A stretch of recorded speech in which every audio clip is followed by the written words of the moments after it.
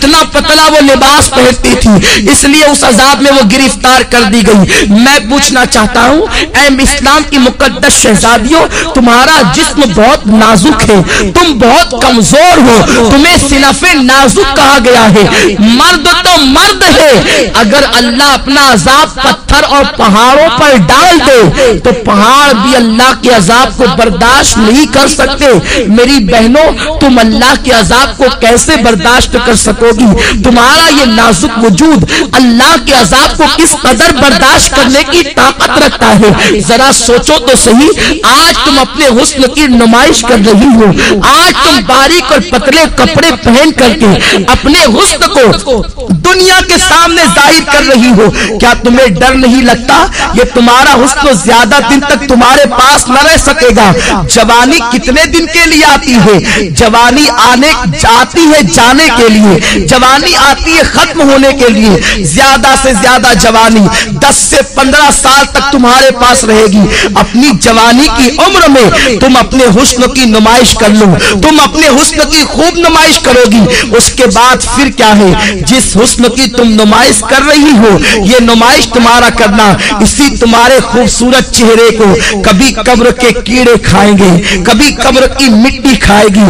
اپنی بڑی بڑی آنکھوں میں کاجل لگا کر، اپنی خوبصورت آنکھوں میں کاجل لگا کر بار بار آئینوں کو دیکھتی ہو اور بار بار عورتوں پہ فخر محسوس کرتی ہو کہ میری آنکھیں اتنی خوبصورت ہے، میرا چہرہ اتنا خوبصورت ہے۔ ارے نادانو، تمہارے خوبصورت چہرے کی حقیقت کیا ہے؟ اگر تمہارے چہرے پر چند پھنسیاں نکل آئے تو تمہارا شوہر بھی تمہاری طرف نگاہ اٹھا کر دیکھنے کو تیار نہ ہوگا، مگر اللہ اکبر، اس دنیا کے اندر اپنے چہرے کو حسین بنانے کے لیے، اپنے چہروں کو خوبصورت بنانے کے لیے اس قدر اہتمام کرتی ہو اور خوبصورت چہرے پہ اتنا مٹک مٹک کر اتراتی ہو۔ یہ تمہارا خوبصورت چہرہ قبر کے اندر 3 دن کے اندر بگڑ جائے گا، 3 دن کے اندر اسے قبر کے کیڑے کھائیں گے۔ حضرت سعید ابن مسیب رحمت اللہ تعالی علیہ فرماتے ہیں، جب حضرت علی مرتضیٰ کے ساتھ میں قبرستان گیا تو میں نے جانے کے بعد کیا دیکھا؟ علی مرتضیٰ نے قبر والوں کو سلام کیا اور سلام کرنے کے بعد پوچھا، اے قبر والوں، تمہارا کیا حال ہے؟ تمہاری کیا کیفیت ہے؟ تو ایک قبر سے آواز آئی، علی کیا پوچھتے ہو؟ جس خوبصورت بالوں کو ہم دن میں کئی مرتبہ سنوارتے تھے وہ بال ہماری کھوپڑیوں سے جھڑ چکے ہیں۔ اے علی کے مرتضیٰ، جن آنکھوں پر ہم بہت فخر کرتے تھے وہ آنکھوں کے گودے بہ بہ کر کے گالوں سے گر رہے ہیں۔ جس چہرے کے اور گالوں کی سرخی پر ہم اتراتے تھے ان گالوں کے گوشت کو کیڑوں نے کھانا شروع کر دیا ہے۔ اب تم ہمارا حال کیا پوچھتے ہو؟ جس جسم پر پرفیوم لگا کر، جس جسم پر عطر لگا کر دنیا کے سامنے فخر محسوس کرتے تھے، اس جسم کو ازدہے ڈس رہے ہیں۔ اے علی، اب ہم تمہیں اپنا کیا حال سنائے؟ اے اسلام کی مقدس شہزادیوں، اپنے بڑے بالوں کی نمائش کے لیے تم اس قدر سرگردہ نظر آتی ہو، اس قدر کو لاہور پر کوشا نظر آتی ہو۔ یہ تمہارے بال تمہاری قبر میں جھڑ جائیں گے، یہ تمہاری آنکھیں اسے قبر کے بچھو کھائیں گے، حشرات الارض اسے کھائیں گے۔ اور اللہ کے رسول تو یہاں تک فرماتے ہیں، آج عورتیں اپنے حسن کا غلط استعمال کر کے کبھی کسی غیر محرم لڑکے سے محبت کا پیغام دیتی نظر آتی ہے، پیار و محبت کے نام پر اجنبی لڑکوں سے دوستی کرتی نظر آتی ہے، اور یہ آج فیشن بن چکا ہے، اسے عیب نہیں سمجھا جاتا۔ وہ عورتیں کان کھول کر سن لے جو لوگوں سے غلط تعلقات قائم کرتی ہیں۔ فرمایا گیا جن عورتوں نے دوسرے مردوں سے تعلقات قائم کرنا تو بہت بڑا جرم ہے، ایک مرتبہ اپنا ہاتھ کسی دوسرے مرد کے ہاتھ میں دیا ہوگا، اس عورت پر اللہ اس کی قبر میں 99 سانپ مسلط فرمائے گا، اور اس میں سے ایک سانپ کی طاقت کا عالم یہ ہوگا کہ وہ سانپ اگر سانس لے دنیا میں، وہ سانپ اگر دنیا میں سانس لے تو اس کی سانس کی گرمی سے پوری دنیا کے انسان مر جائیں، اور اگر وہ سانپ کسی پہاڑ پر اپنی دم کو مار دے تو پہاڑ ریزہ ریزہ ہو جائے، اتنا طاقتور وہ سانپ ہے۔ ایسے ایسے طاقتور 99 سانپ اس عورت پر مسلط کیے جائیں گے جس نے ایک مرتبہ اپنا ہاتھ کسی غیر مرد کے ہاتھ میں دیا ہوگا۔ آج لڑکوں سے دوستی فیشن سمجھا جا رہا ہے، بچیاں سج دھج کر اسکول اور کالج کا رخ اس لیے کرتی ہیں، الا ماشاءاللہ سب کی بات نہیں کرتا کہ لڑکے انہیں دیکھیں، ان کی طرف متوجہ ہوں۔ اللہ کے رسول صلی اللہ علیہ وسلم نے فرمایا، میں نے معراج کی رات ایک منظر دیکھا کہ آگ کی کینچی سے کچھ عورتوں کی جلدیں کاٹی جا رہی ہیں، آگ کی کینچی سے ان کی جلدیں کاٹی جا رہی ہے۔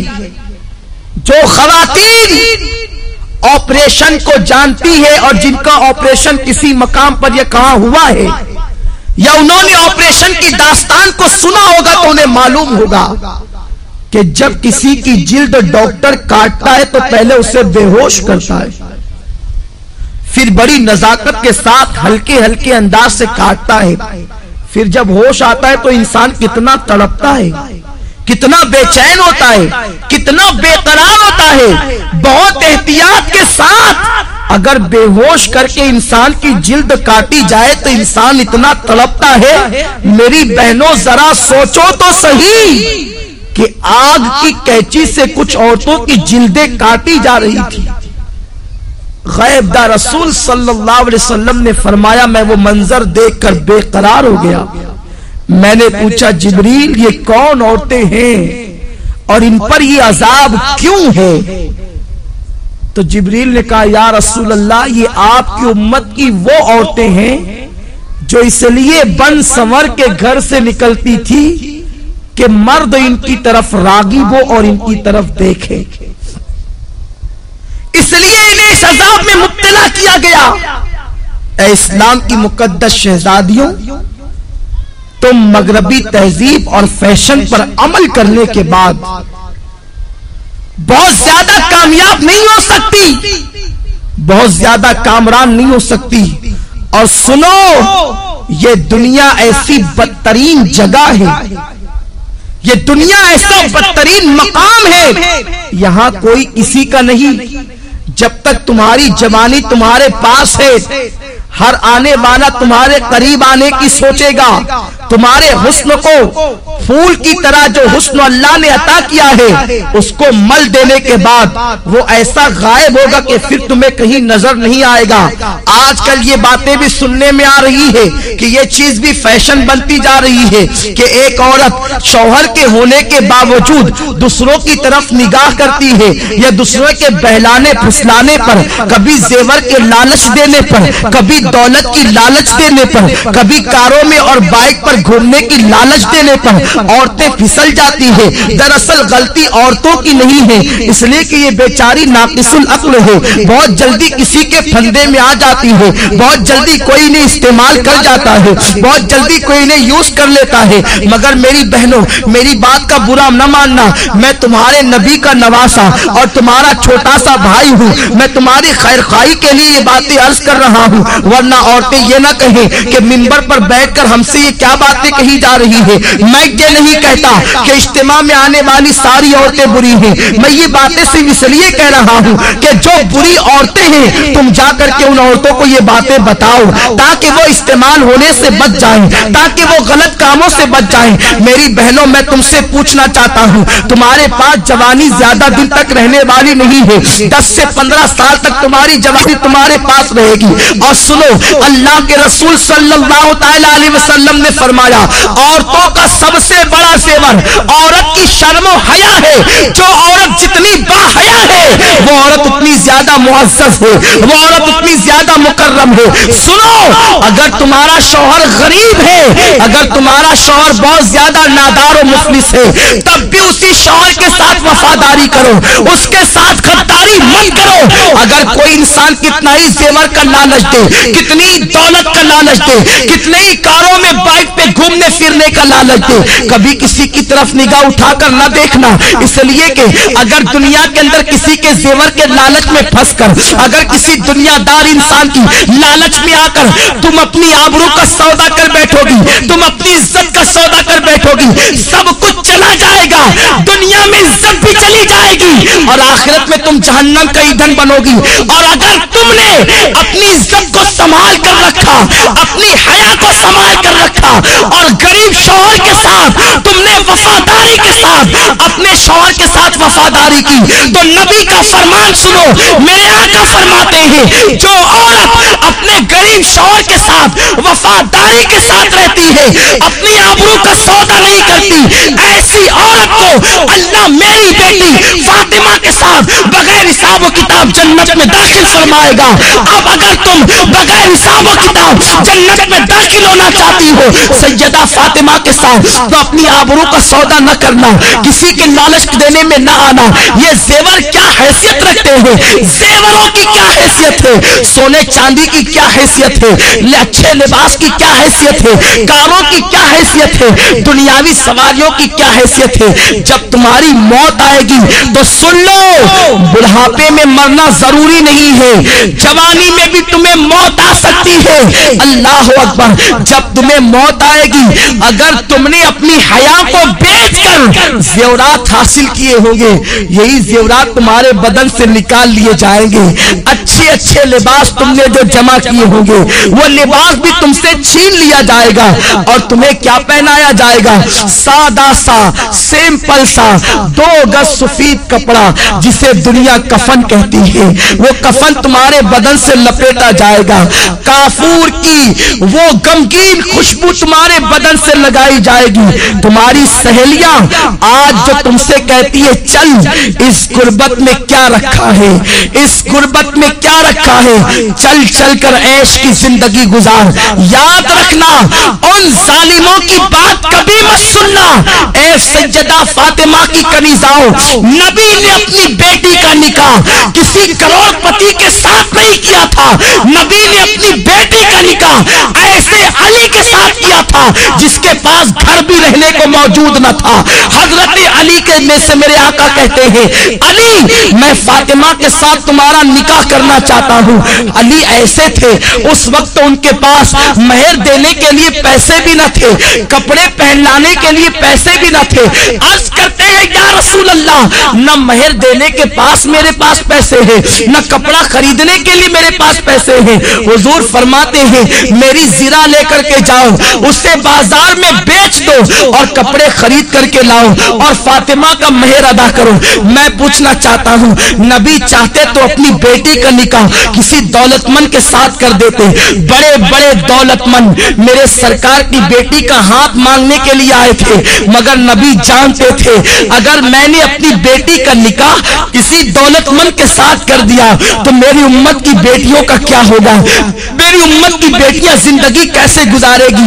नबी ने अपनी बेटी का निकाह एक गरीब अली के साथ करके दुनिया को बता दिया कि गरीब शौहर के साथ ईमानदारी और वफादारी के साथ अपनी जिंदगी को गुजार देना ये नबी की बेटी फातिमा की सुन्नत है, तमाम जन्नती औरतों की सरदार की सुन्नत है। मेरे आका अलैहिस्सलातु व तस्लीम की कनीजाओं, सैयदा फातिमा इतने गरीबी के आलम में अपनी जिंदगी को गुजारती थी कि अपने हाथों से चक्की खुद पीसती थी। चक्की पीसने से हाथों में छाले पड़ गए थे, मशकीजा बदन पर रख करके पीठ पर लाद कर मशकीजे से पानी लाती। नबी की शहजादी के पीठ पर उस मशकीजे के काले काले निशान पड़ गए थे। मेरी बहनों, तुम भी तो अच्छा लिबास पहनती हो, नबी की बेटी तो 72 पेवन लगी हुई एक चादर ओढ़ती थी और एक चादर के अलावा नबी की बेटी के पास दूसरी कोई चादर मौजूद न थी। तुम तो तीन मर्तबा مرتبہ پیٹ بھر کر کے کھانا کھاتی ہو؟ نبی کی بیٹی تو 3 دن تک کے فاقے کرتی تھی. کیا نبی کی بیٹی کی زندگی تمہارے لیے نمونہ نہیں ہے؟ کیا نبی کی بیٹی کی زندگی تمہارے لیے اسوہ حسنہ نہیں ہے؟ ذرا سوچو تو صحیح. تم 3 مرتبہ پیٹ بھر کے کھا کے اللہ اور رسول سے بے وفائی کرتی ہو، اور وہ 3 دن فاقہ کر کے اتنی نماز کی پابند تھی کہ 5 وقت کی نماز بھی پڑھتی، تہجد بھی پڑھتی، اور جب نفل نماز پڑھتی تو ایک سجدے کے اندر پوری رات گزر جاتی اور سبحان ربی الاعلیٰ کا ترانہ گنگناتی. جب فجر کی اذان سنتی تو حسرت کے ساتھ سر کو سجدے سے اٹھاتی اور کہتی اے اللہ تو نے رات اتنی چھوٹی بنائی کہ تیرے محبوب کی بیٹی فاطمہ دل کھول کے سجدہ بھی نہ کر سکی. اے خاتون جنت کی کنیزاؤں تم مسلمان ہو، تمہاری تقدیر کا ستارہ بہت عروج پر ہے. اللہ نے تمہیں ایمان کی دولت دی ہے. غیر مسلم عورتوں کو دیکھ کر ان کی طرح بننے کی کوشش نہ کرو. فلموں میں ہیروئن کو دیکھ کر ان کی طرح بننے کی کوشش نہ کرو. ذرا سوچو تو صحیح. میرے آقا فرماتے ہیں میں نے عورت کی عزت کو کعبے سے بھی بلند کر دیا ہے. تمہاری عصمت کو نبی نے کعبے سے بلند کیا ہے. تمہیں اپنے آپ کا کوئی خیال نہیں. تم پارکوں میں جا کر اللہ اکبر اللہ کی نافرمانی کر رہی ہو. اور سنو، کوئی کہیں بھی جائے سب کی نگاہ سے تو چھپ کر تم گناہ کر سکتے ہو، اللہ کی نگاہ سے تم کبھی نہیں چھپ سکتے. قرآن کہتا ہے ان اللہ کان علیکم رقیبا. تم جہاں کہیں ہو اللہ تم پر سخت نگرانی فرما رہا ہے. دوسرے مقام پر میرے رب نے فرمایا واتقوا اللہ ان اللہ خبیر بما تعملون. اللہ سے ڈرو کہ وہ تمہارے ایک ایک پل کی خبر رکھتا ہے. اور یہ بھی سن لو میری بہنوں، اگر تم نے اللہ سے ڈر کر گناہوں سے توبہ کر لی تو اللہ کے رسول فرماتے ہیں جو اللہ سے ڈرتا ہے اللہ اسے سب سے بے نیاز کر دیتا ہے. اللہ محتاجی کو دور کر دیتا ہے. جو اللہ سے ڈرتا ہے اللہ اسے ایسی جگہ سے روزی عطا کرتا ہے جہاں پر اس کا گمان بھی نہیں جاتا. آؤ میں آپ کو استقامت فی الدین کے حوالے سے اور اللہ کے خوف کے حوالے سے ایک بڑی پیاری حکایت پیش کروں. امام یافعی علیہ رحمت و رضوان فرماتے ہیں میری بہنیں غور سے سنیں اور اللہ کا خوف اپنے دل کے اندر پیدا کریں. جب ایک عورت اللہ سے ڈر کر گناہوں کو ترک کر دیتی ہے تو اللہ اس کے مقام کو کتنا بلند فرما دیتا ہے. امام یافعی رحمت اللہ تعالی علیہ فرماتے ہیں 2 دوست تھے، دونوں میں بہت زیادہ پیار و محبت تھی، ایک دوسرے سے بڑی محبت کرتے تھے، مگر ایک نوجوان کی کیفیت یہ تھی کہ وہ جلتے ہوئے انگاروں میں ہاتھ ڈال دیتا، اس کے ہاتھ پر آگ اثر نہیں کرتی تھی. وہ جلتے ہوئے کڑاہوں میں ہاتھ ڈال دیتا، تیل کی کڑک اس کے ہاتھ پر اثر نہیں کرتی تھی. وہ بڑے بڑے انگارے ہاتھ سے پکڑ لیتا، آگ اس کے ہاتھ کو نہیں جلاتی تھی. لوگ حیران رہتے تھے آخر اس کے اندر خصوصیت کیا ہے، اس کی خاصیت کیا ہے کہ آگ اس کے ہاتھ پر اثر نہیں کرتی. ایک مرتبہ اس کا جو بہت زیادہ قریبی دوست تھا اس نے پوچھا یار ذرا یہ تو بتا آخر آگ تیرے ہاتھوں کو کیوں نہیں جلاتی ہے، تو آگ کو ہاتھ میں لے لیتا ہے، آگ تیرے ہاتھ پہ اثر کیوں نہیں کرتی ہے، یہ تو بہت تعجب کی بات ہے. اس نوجوان نے کہا یہ بہت بڑا راز ہے دوست، میں نہیں بتا سکتا. آخرکار اس نے بہت زیادہ پریشر کیا اور پھر اس دوست نے کہا سن لے، اگر تو میرے اس راز کی بات کو سننا چاہتا ہے تو سن. میری بہنوں سے کہتا ہوں، میری بہنوں تم بہت غور سے اس حکایت کو سنو، شاید یہی حکایت آپ کی زندگی کے اندر انقلاب پیدا کر دے۔ وہ نوجوان کہتا ہے میرے بھائی دراصل معاملہ یہ ہے، میں نوجوان تھا، میں نے جوانی کی دہلیز پہ قدم رکھا، میرے پاس حسن بھی تھا، میرے پاس دولت بھی تھی، میرے پاس سب کچھ تھا، میں بڑے مالدار باپ کا بیٹا تھا۔ جب میں نے جوانی کی دہلیز پہ قدم رکھا تو مجھے عیاشیوں کی فکر ہوئی۔ ظاہر سی بات ہے جب انسان کے پاس دولت آتی ہے تو وہ عیاشی کی طرف بڑھتا ہے، وہ کسی نہ کسی کی عصمت کا سودا کرنے کا سوچتا ہے۔ وہ نوجوان کہتا ہے ایک رات میں کھانا کھا کے گرمیوں کے موسم میں اپنے گھر کے اوپر کے چھت پر ٹیرس پر گھوم رہا تھا، ٹہل رہا تھا، میں نے کیا دیکھا کہ میرے گھر کے سامنے ایک بہت خوبصورت لڑکی ٹہل رہی ہے۔ جب میں نے اس لڑکی کو دیکھا تو اس سے میرے دل میں محبت پیدا ہو گئی، میں نے اس لڑکی سے گفتگو کرنا چاہیے، میں نے اس لڑکی سے کہا تجھے جتنی دولت چاہیے لے لے مگر تم میرے ساتھ میں جیسا کہوں ویسا ہی کرنا۔ مگر وہ لڑکی کوئی معمولی لڑکی نہیں تھی، وہ آج کل کی آوارہ لڑکیوں کی طرح، آج کل کی اسکول اور کالج کی اپنی مرضی سے جینے والی لڑکیوں کی طرح لڑکی نہیں تھی۔ اس لڑکی کے ماں باپ نے اس کی پرورش ٹی وی اور وی سی آر کے سائے میں نہیں کی تھی، بلکہ وہ لڑکی ایک نیک اور پرہیزگار ماں باپ کی بیٹی تھی۔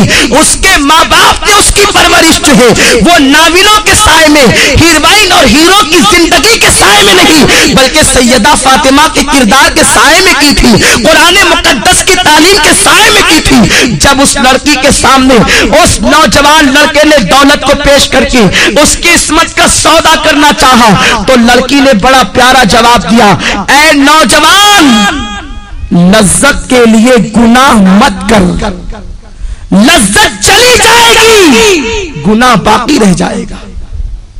لذت کے لیے گناہ مت کرو، یہ لذت چلی جانے والی چیز ہے، اور گناہ ایک مرتبہ گناہ کے دفتر میں لکھ دیا گیا وہ ہمیشہ باقی رہے گا۔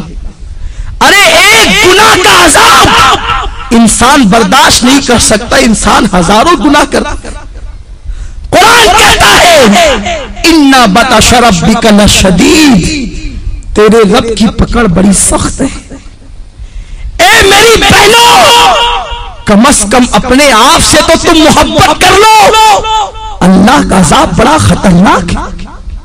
ساری دنیا مل کر اس کے ایک چھوٹے سے عذاب کو برداشت نہیں کر سکتی، تم اتنے گناہ کر کے اتنے بے باکی کے ساتھ زندگی گزارتے ہو، تمہیں اللہ کا ڈر نہیں ہے، تمہیں مرنا نہیں ہے کہ تمہیں قبر میں نہیں جانا ہے۔ وہ نوجوان کو اس لڑکی نے کہا لذت کے لیے گناہ مت کر، لذت چلی جائے گی گناہ باقی رہ جائے گا۔ وہ نوجوان کہتا ہے میں اس لڑکی کے پیچھے لگا رہا، وہ لڑکی مجھے اللہ سے ڈراتی رہی۔ آخر کیا ہوا، ہمارے شہر میں قحط سالی کا زمانہ آیا، سوکھا پڑ گیا، قحط پڑ گیا، ہر غریب امیر کے دروازے پر بھکاری کی طرح کھڑے ہو گئے۔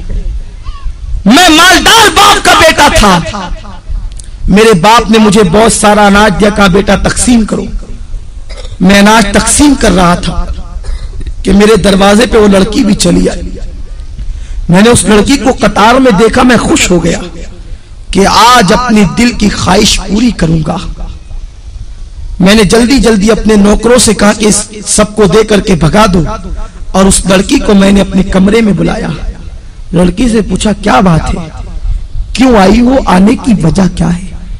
لڑکی نے کہا اے نوجوان تو جانتا ہے کہ میری شادی ہو چکی ہے اور میرے 3 بچے ہیں، میں ماں ہوں، میرے بچے بھوک کی وجہ سے تڑپ رہے ہیں، خدا کے لیے کچھ اناج دے دے تاکہ میرے بچوں کی زندگی بچ جائے۔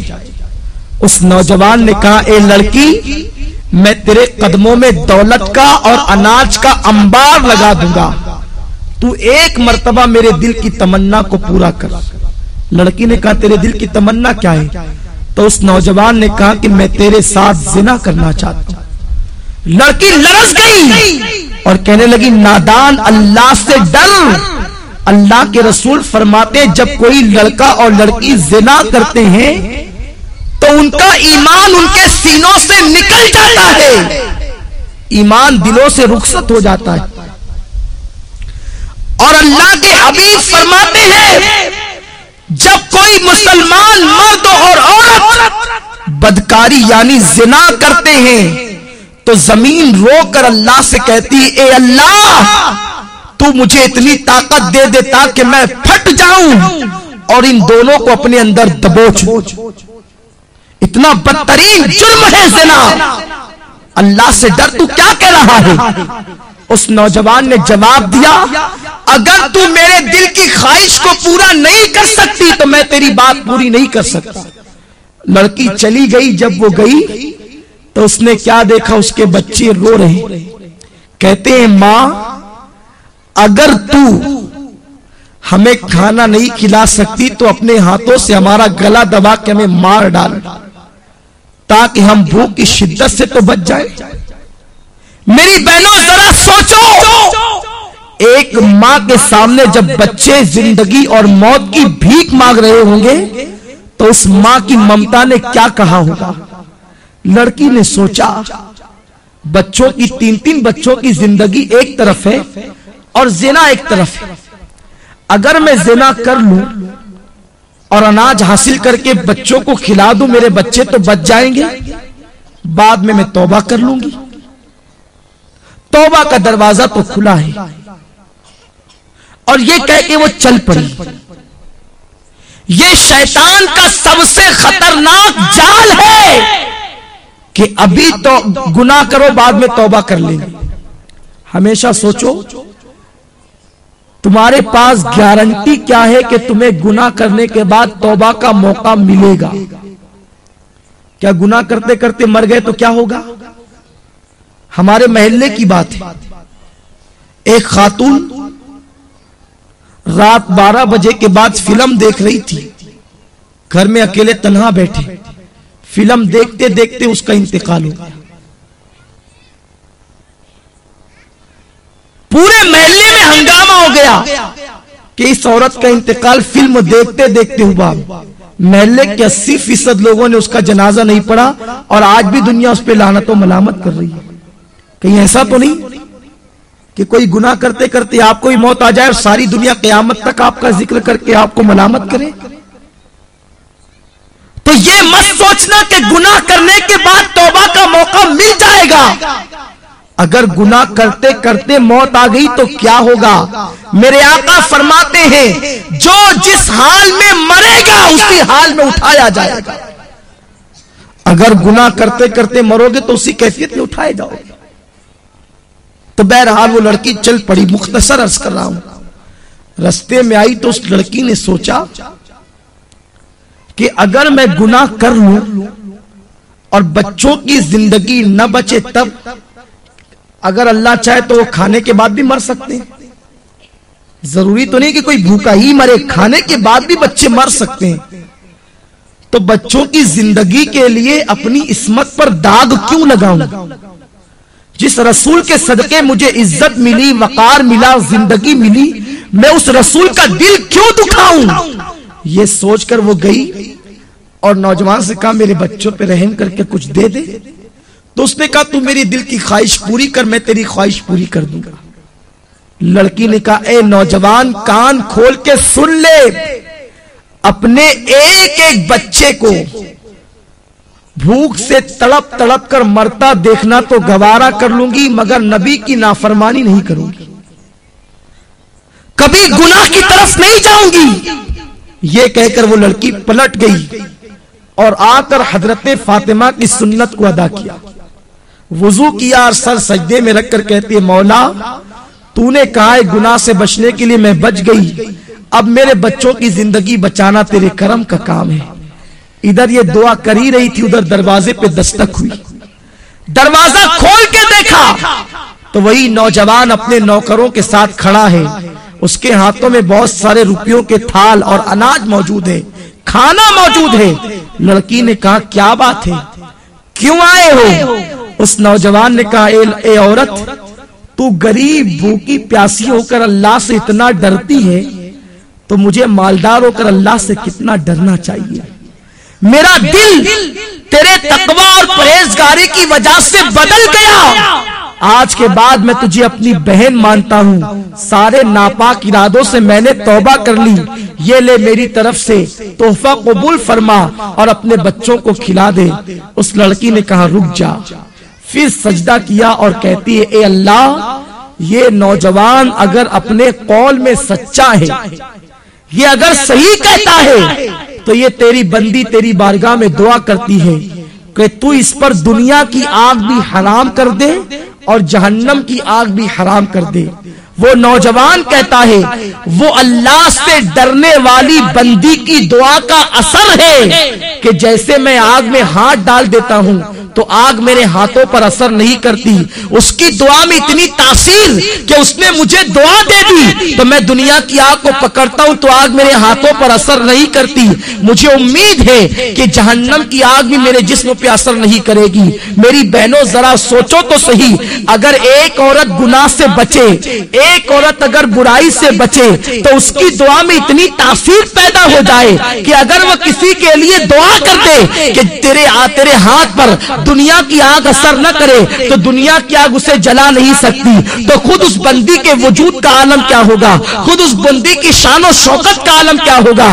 تو میری بہنوں تم اپنے مقام کو پہچانو، تم نبی کی امتی ہو، تم سرکار کی کنیز ہو، تم سیدہ فاطمہ کے نقش قدم پر چلنے کے لیے پیدا کی گئی ہو، اپنی عصمت و آبرو کو سمجھو اور اپنی آبرو کا سودا نہ کرو۔ اور چلتے چلتے آخری بات بتا دوں، اگر کوئی میری بہن غلطی سے کوئی گناہ کر چکی ہے تو وہ پریشان نہ ہو، آج بھی توبہ کا دروازہ کھلا ہوا ہے،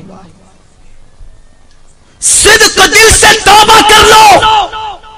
ابھی تھوڑی دیر کے بعد یہاں پر دعا ہوگی، ذکر ہوگا، اس میں چند آنسو بہا کے توبہ کر لو، اللہ تمہاری توبہ کو قبول فرما لے گا۔ میرے آقا فرماتے ہیں التائب من الذنب کمن لا ذنب لہ،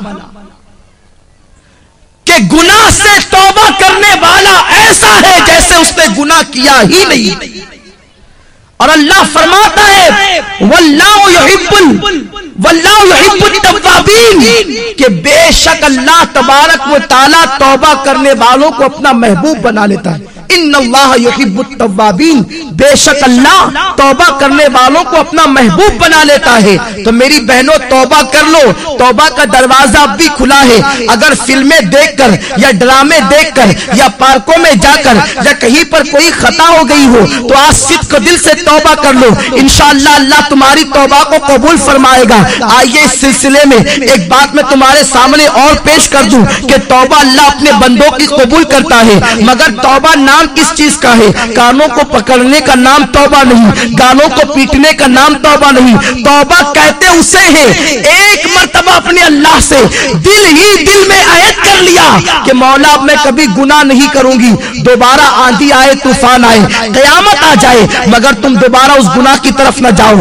اسی کا نام سچی توبہ ہے۔ اور سچی توبہ کرنے والوں کا مقام بہت بلند ہو جاتا ہے، اس کا مرتبہ بہت بڑا ہو جاتا ہے۔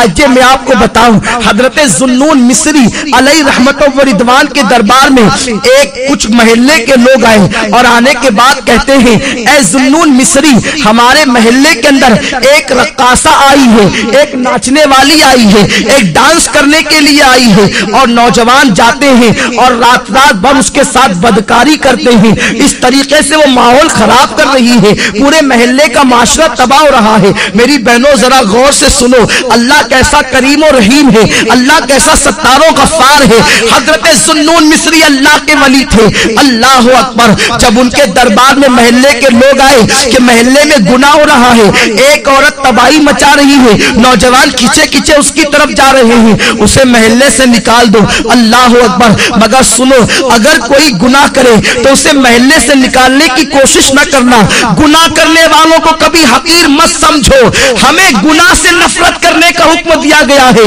گنہگار سے نفرت کا حکم نہیں دیا گیا، ہمیں مرض سے نفرت کا حکم دیا گیا ہے، مریض سے نفرت کا حکم نہیں دیا گیا۔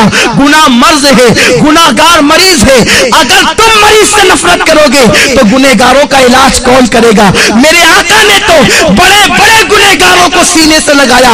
हमें क्या हक बनता है किसी गुनहगार का गुनाह ओपन करके उसका मजाक उड़ाने का। तो मेरी बहनों, अगर तुम्हारे महल्ले के अंदर कोई औरत गुनाह करती हुई पकड़ी जाए या कोई औरत किसी का गुनाह तुम्हारे सामने ओपन हो जाए तो उसकी तशहीर मत करना, बल्कि उसके करीब जाकर उसकी इस्लाह करने की कोशिश करना, उसे गुनाह से रोकने की कोशिश करना। हजरत ज़ुन्नून मिस्री की बारगाह में महल्ले के लोग आकर कहते हैं उस रक्कासा को निकाल दो। उस जमाने के लोग कितने हसास थे, कितने मुत्तकी और परहेजगार थे कि एक औरत गुनाह करने के लिए आई थी, पूरा महल्ला मुखालिफत कर रहा था। यहाँ तो पूरा महल्ला के महल्ला गुनाह करता है, कोई मुखालिफत करने वाला नहीं, कोई मना करने वाला नहीं। बहरहाल हजरत ज़ुन्नून मिस्री ने फरमाया वो औरत फाहिशा है ना, वो औरत बदकारा है ना, वो औरत जिना करवाती है, वो औरत बदकारी करती है, ठीक है तुम चले जाओ, इंशाअल्लाह मैं उसका इलाज कर दूंगा। उसके बाद हजरत ज़ुन्नून मिस्री रहमतुल्लाहि ताला अलैह जाते हैं और जाने के बाद उसके दरवाजे पर बैठ जाते हैं। जब उसके दरवाजे पर बैठ जाते हैं महल्ले के जितने लड़के आते हैं ज़ुन्नून मिस्री जैसे वली को देखकर भाग जाते हैं। हजरत ज़ुन्नून मिस्री उन नौजवानों को समझाते हैं बुराई न करो, ये बहुत बुरी चीज है, इससे रोजी खत्म होती है, इससे चेहरा मस्क किया जाता है, इससे चेहरा बदल जाता है, इससे इंसान तबाह होता है, इससे इंसान बदनाम होता है, इससे इंसान की जिंदगी कम कर दी जाती है। गर्ज के ज़िना की बुराइयां वो बता रहे हैं। वो औरत सज धज के घर में बैठी है कि आज मेरे यहाँ कौन आता है। सारे लड़कों को शाम ही से ज़ुन्नून मिस्री ने रुखसत कर दिया और उसकी कनीज जब दरवाजे पर आई तो ज़ुन्नून मिस्री उससे कहते हैं तेरी मालिका से कहना आज तुझसे मिलने के लिए ज़ुन्नून आ रहा है, एक रात की कीमत क्या है। वो लरज़ गई कि हजरत ज़ुन्नून मिस्री इतने बड़े वली कहलाते हैं और वो मेरी रात की कीमत पूछ रहे हैं। कनीज ने आकर बहरहाल बता दिया।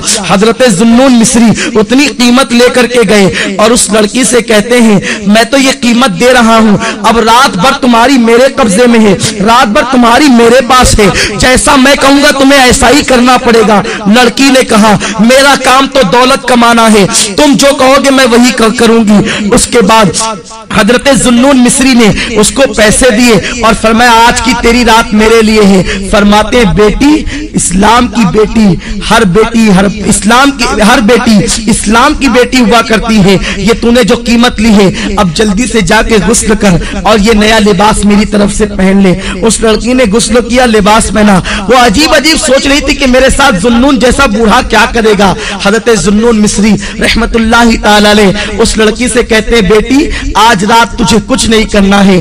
मुसल्ला बिछाते हैं और पीछे उस लड़की को खड़ा करते हैं और उसके बाद कहते हैं बेटी तुझे नमाज पढ़ना है। उस फाहिशा जानिया औरत ने कहा ए ज़ुन्नून आज तक नमाज किसे कहते मुझे नहीं मालूम, एक मुसलमान माँ के घर में पैदा हुई थी मगर मेरी माँ ने गुर्बत की वजह से मुझे इस कारोबार पे लगा दिया, उसके बाद से आज तक मैं तो मुसलमान रही मगर ना नमाज क्या है मुझे नहीं मालूम, कलमा क्या है मुझे नहीं मालूम।